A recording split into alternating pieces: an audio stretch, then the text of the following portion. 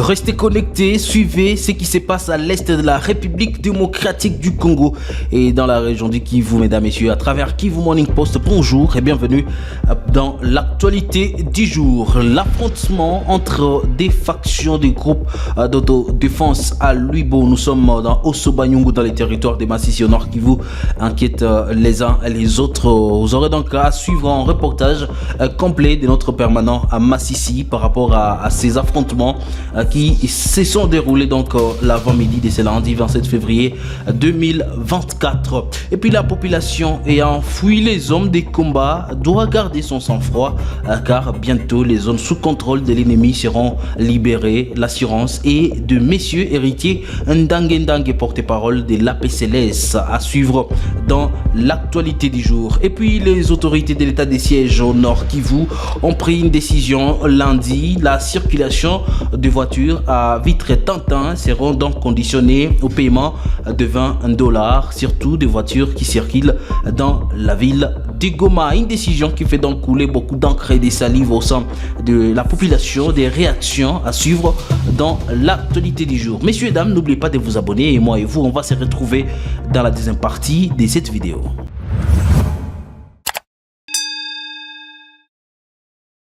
Commençons par cette information. C'est le matin de ce mardi 27 février 2024. Des factions, des groupes d'autodéfense, communément appelés Wazalendo, se sont donc affrontés à Lwibo, une agglomération de Osso-Banyungu dans les territoires de Masisi. Nous sommes donc dans la province du Nord Kivu. Pour plus de détails, suivez cet élément. Selon les sources de la société civile de la région, ces deux factions, l'Endoma Defense of Congo NDC et APCLS, ont eu des désaccords concernant le partage des munitions destinés à être utilisés lors des affrontements contre le M23. Les activités dans la région de Lwibo sont restées suspendues à raison de cette situation tendue pendant que ces deux groupes de jeunes résistants se préparent à affronter les terroristes. Les activités dans la région de Lwibo sont restées suspendues à raison de cette situation. Durant ces échanges de tirs, la population a été contrainte de rester chez elle par crainte d'être touchée par des balles perdues, car ces deux factions utilisent parfois des armes lourdes telles que des mitrailleuses PKM et d'autres armes de type AK-47. Des recherches sont en cours pour établir le bilan de ces hostilités du côté civil. La zone reste toujours inaccessible pour le moment selon ces mêmes sources.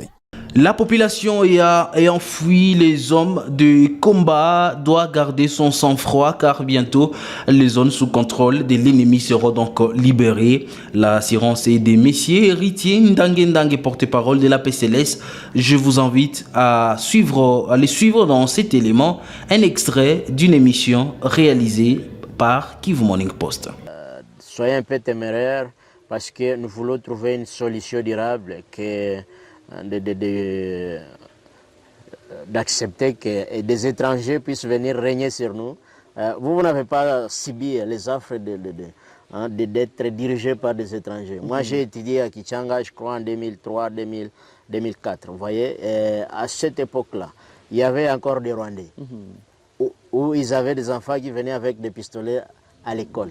Ils pouvaient cracher sur l'enseignant sans que l'enseignant ne dise rien. Ouais. Vous voyez, ce genre de vie, on ne veut plus ça. On ne veut plus de ça. Donc, en tout cas, la population, soyez rassurés. Nous allons mettre fin à cette situation. C'est pas le compromis de Luanda, autre chose. Si ça ne va pas dans le sens de ramener la paix au Congo, de donner le droit aux Congolais. Hein, vous voyez, nous reconnaître nos droits sur notre propre terre, nous n'accepterons pas ça. Ça leur appartient eux, ça n'appartient pas au peuple. Et personne, encore personne, ne s'arrogera le droit de pouvoir cracher sur nous pour la énième fois. Jamais nous n'accepterons pas ça. Les autorités de l'état des sièges au Nord Kivu ont pris une décision lundi 27 février 2024. La circulation des voitures à vitres teintes sera donc conditionnée au paiement de $20. Cette mesure, appliquée spécialement à Goma, la capitale de la province du Nord Kivu, vise à renforcer la sécurité routière et à faciliter l'identification des conducteurs et passagers. C'est ainsi que le propriétaire de véhicules aux vitres teintes dispose d'un délai de 7 jours pour se faire faire identifier moyennant des frais d'identification du passant. Donc ces délais, les récalcitrants seront frappés d'une amende de $50 américains en plus des frais d'identification, mais aussi les véhicules privés des officiers ne sont pas non plus exemptés de l'obligation d'identification. Les amendes sont fixées à $100 pour le vitre Tintin localement à toute autorité, quelque service que soit, qui fera abstraction à ces mesures s'impose aux sanctions disciplinaires exemplaires. Cette décision est une nouvelle forme de tracasserie, estime Bertino Binboutaka. Celui-ci appelle les autorités à un sursaut patriotique pendant cette période où les populations sont confrontées aux conséquences de la guerre vécue à l'est de la République démocratique du Congo. Bertino Binboutaka à suivre dans cet élément. Je pense que nous en appelons à la conscience, au sursaut patriotique des autorités. Que ces autorités sachent qu'elles sont là pour le peuple. Elles ont été mandatées par le peuple. Le peuple, c'est le patron. Je pense qu'il faut à un certain moment avoir quand même la conscience et avoir honte à un certain moment. Avoir pitié au moins de cette population. Nous faisons face à la guerre. Aujourd'hui, toutes les voies d'approvisionnement de la ville de Goma sont fermées suite aux affrontements entre les incirconcis du M23 et les forces gouvernementales. Goma est asphyxiée. Il y a une grande asphyxie de la ville de Goma. Et ce qui est déplorable, c'est de voir encore les différentes circonstances. Je pense que nous en appelons au moins d'élever ce genre de mesures et d'essayer quand même d'avoir pitié de ce peuple. L'insécurité se porte bien à Goma. Des bandits armés, des couteaux et des machettes ont attaqué les journalistes et Jean des Dieux la soirée du lundi. Selon nos sources, cet incident s'est produit aux environs de 21h30 alors que la victime rentrait de ses activités quotidiennes. Ces individus ont agressé Jean des Dieux ainsi qu'un autre journaliste de Michapi Voice TV non loin de l'hôpital Sebeka Virunga dans les quartiers Mourara. Jean des Dieux a été grièvement blessé lors de cette attaque brutale et a été transporté en urgence vers une structure médicale locale pour y recevoir des soins appropriés. Ce matin, la santé de ces journalistes s'améliore. Dans une interview nous accordée, celui-ci estime que la montée en flèche de l'insécurité à Goma est conséquence de la mesure suspendant la circulation de motos après 18h. Je propose ici de les suivre. Nous sommes victimes de cette insécurité grandissante dans la ville de Goma. On peut dire que c'est dû à cette mesure d'interdiction de circulation des motos après 18 heures dans la ville de Goma. Parce que si on avait des motos comme moyen de transport, peut-être que nous n'allions pas nous heurter à cette difficulté. Voilà, aujourd'hui, je me retrouve dans cette structure sanitaire. Nous sommes en train de lancer un cri d'alarme à nos autorités parce que vous allez savoir que ces quartiers ici, il y a aussi insuffisance des éléments, des agents de l'ordre. Ça aussi, il faut souligner.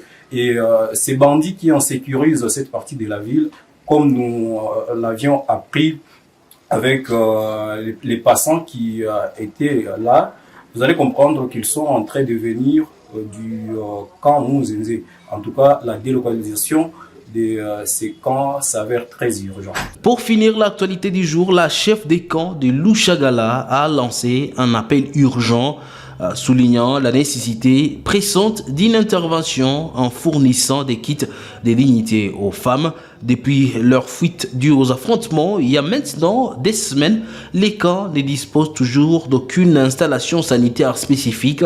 Kalamera Kanane, la présidente du camp, va plus loin en affirmant que les femmes ne disposent pas de kits menstruels. La situation critique nécessite une action immédiate pour répondre aux besoins essentiels de ces femmes déplacées. Malalamiko ni ya mingi kati ya ba jeune fille hata na wamama hata na mie binafsi.